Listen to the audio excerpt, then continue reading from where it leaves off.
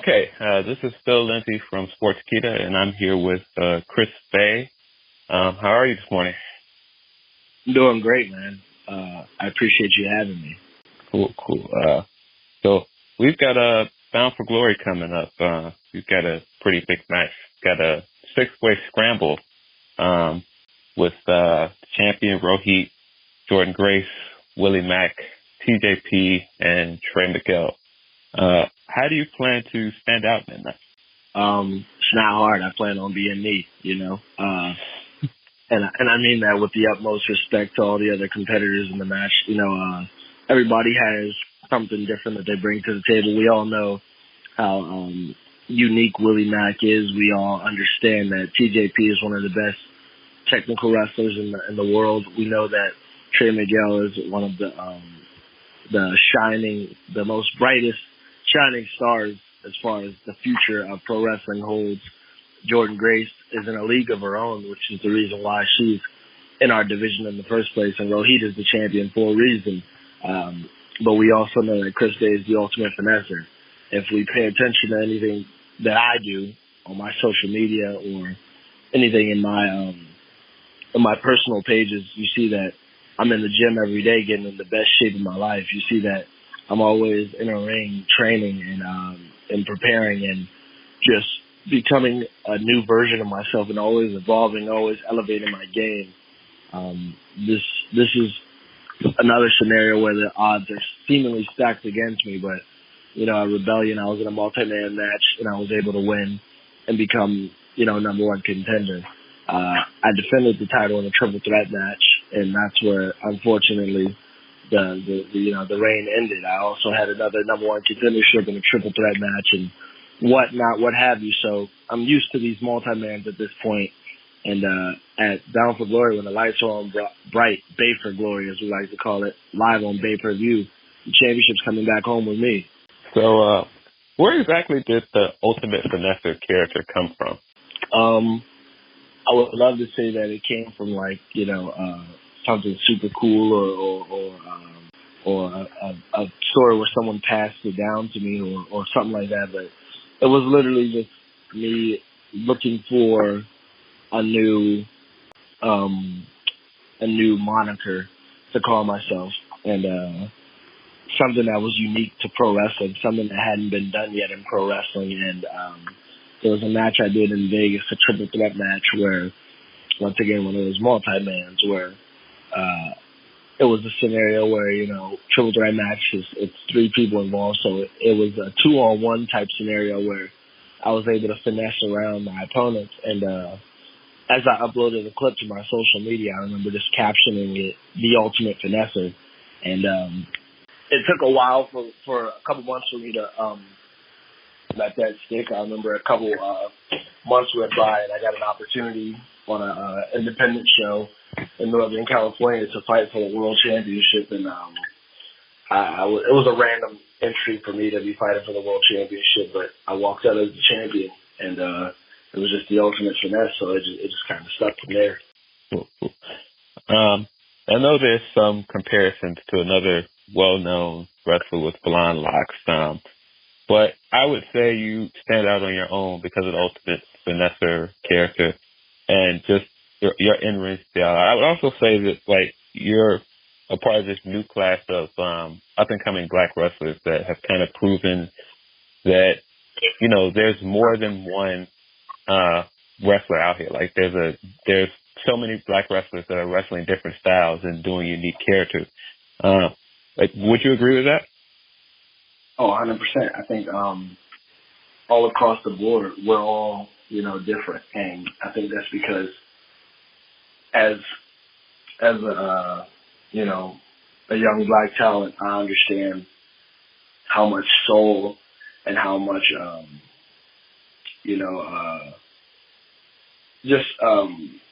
for lack of a better term, flavor, man, that we come up with. And we all come up a little bit differently, as anyone does, honestly. But I know for me personally, there was always a lot of different vibes in my household growing up, from the music that we listened to the way we would dance, or the slang we would use depending on what neighborhood you're from or whatever. So I think we all have something different, completely different and unique to offer. And we're not just directly influenced from what we see on television. We all have influences from things that we've seen in life, but I think we also all bring different things. And you can see that even on our own product if you watch, on Access on Tuesdays or Twitch, wherever you end up checking it out. And if you see people like, Tasha Steele and Kill Hogan, and then people like myself and people like Trey and even Rich Swan, and that's just, there's a couple of us, just to name a few, that just are so different from each other, even though we have a lot of similarities, To be compared to that other wrestler is always awesome, but he's been in this journey for so long. I'm still in the beginning stages, so you're still seeing the early development of what I have to offer in the long run, and I'm barely just getting started, Gotcha.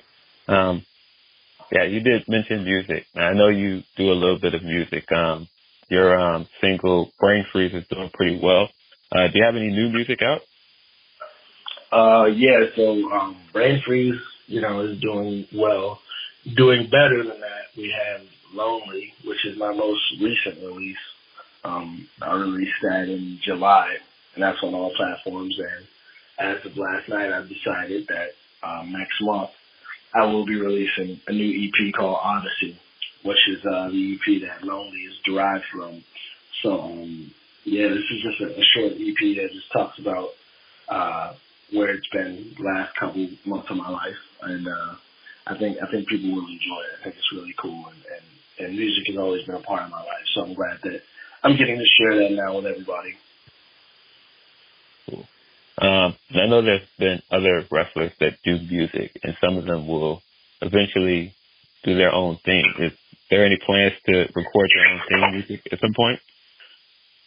Yeah, it's got to be the right vibe, and it's got to all make sense to me. It's not something that I can sit down and make because no disrespect to anybody else, but I always feel like when you try to take that approach for wrestling, it always comes out a little cheesy, and that's what I want to avoid. So for me, it's a matter of me making a certain song that I feel is so good that it's something that can match my wrestling persona and be something that I want to hear every time I come out to the ring. But for right now, I think One Shot depicts that perfectly. I came to Impact with the moniker and the slogan, "All I need is one shot." And with every shot that I was given, I made the most out of it all the way up until the anniversary when I took the championship. And history will repeat itself at Bound for Glory, October 24th, when I take back my championship, because all I ever needed is one shot, Right. So just to shift again, big news this week is the PWI Women's 100 just dropped. A few months ago, they dropped the PWI 500, and you made the list for the second year, I believe. Last year you landed at 425. This year you landed at 202. Just what did you think of your spot on the list, and how did it feel to jump up 200 spots? If we're being honest, I was disrespected by my spot on the list, because I definitely felt like I've earned a better spot than that. And that you can call it arrogance, you can call it whatever you want.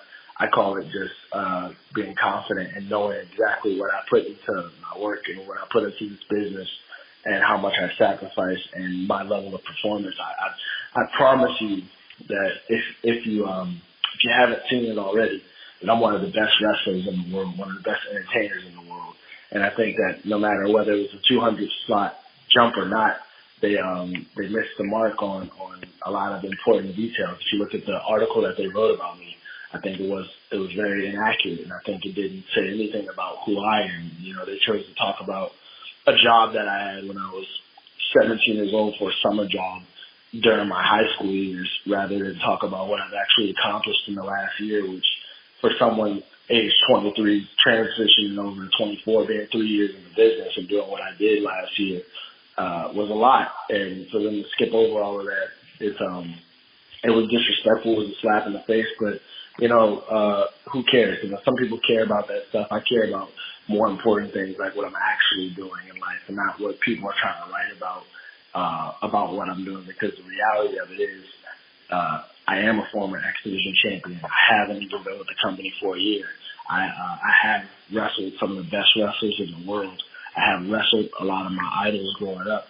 And I'm only getting started. I will be the world champion in Impact Wrestling. I will take the company to the next level, whatever that may be, into a new level.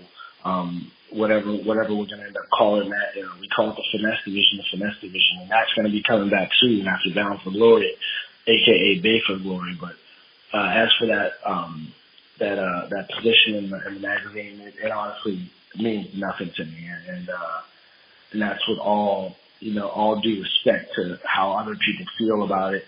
It just, for me, it just meant nothing. Especially once I saw what they wrote, I understood that it holds no value. And what really holds value is what I'm really out here doing in the ring and in my performance level. And when the lights are on bright, and there will come a time when they want to write something a lot better and a lot more detailed. But for now, I'm not worried about it. I'm just worried about the action. Gotcha. So one of the things that definitely stands out to me when I came across your work is just how good you are at the business side of wrestling. Just promoting yourself online.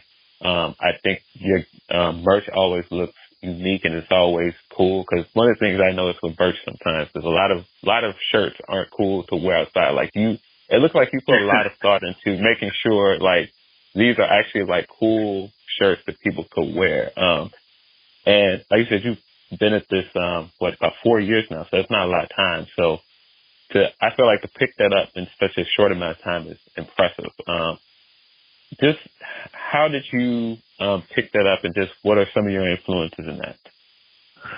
I think for a lot of that stuff, it's about me trying to be something different than what I've seen. Like I was talking about earlier about how, we all come from different walks of life. I try to look at this as, what I would really participate in outside of wrestling.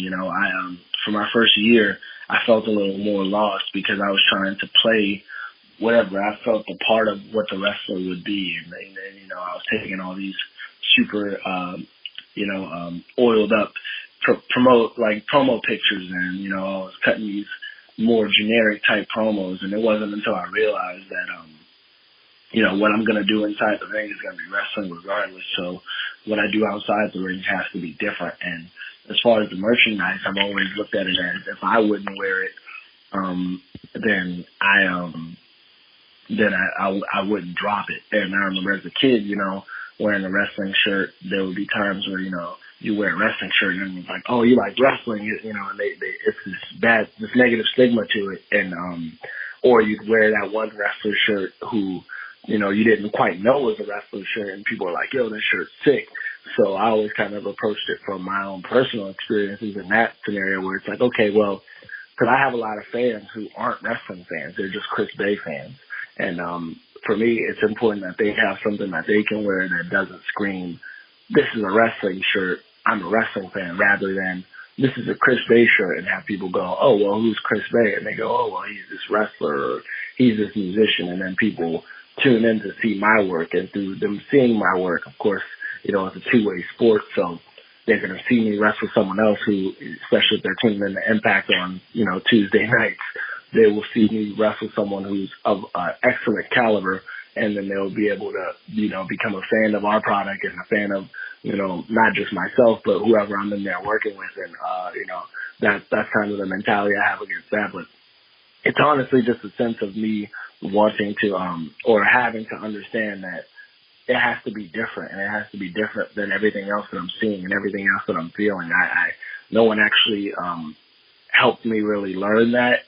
It was just something that I adopted through the course of realizing who my actual fan base was, rather than it being, 100% hardcore wrestling fans, because it's not, Yeah, that makes sense. So here's the last question. We're going to wrap this up. You've done tag team work in the past. I think you worked as a tag team called Double Platinum. Is there any chance you do any tag team wrestling with Impact? And if so, who would you want to team up with? They say in this business to never say never. So it's something that, I won't completely shut the door on as far as who I team up with. Maybe I should bring Swinger back, huh? Maybe maybe the Bench Press and Finesse Express should come back, or the Finesse and Bench Press Express should come back. I don't know. We have such a diverse roster that I feel like I could have a killer tag team with anybody that I'm put with, whether it's, even down the line, if we could even put our differences to the side currently and actually, become a well-oiled unit, being me and Rohit, or, me and Trey, and our abilities together. I'm sure we could come up with some creative things,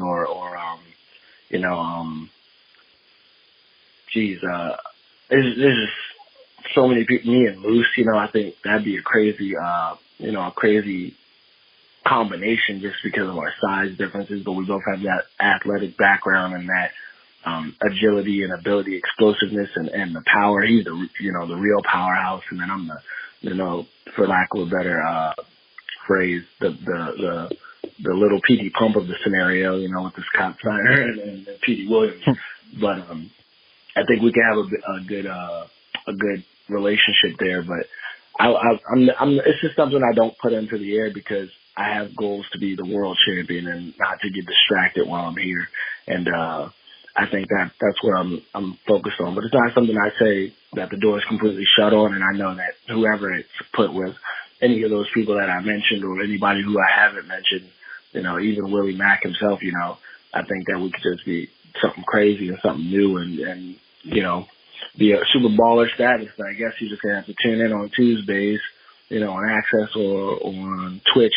And you're going to have to tune in to Bound for Glory and really see what's going to happen next and see which direction we're going to go in, because you just never know, right? Right. Look, I appreciate having you. Thanks for stopping in.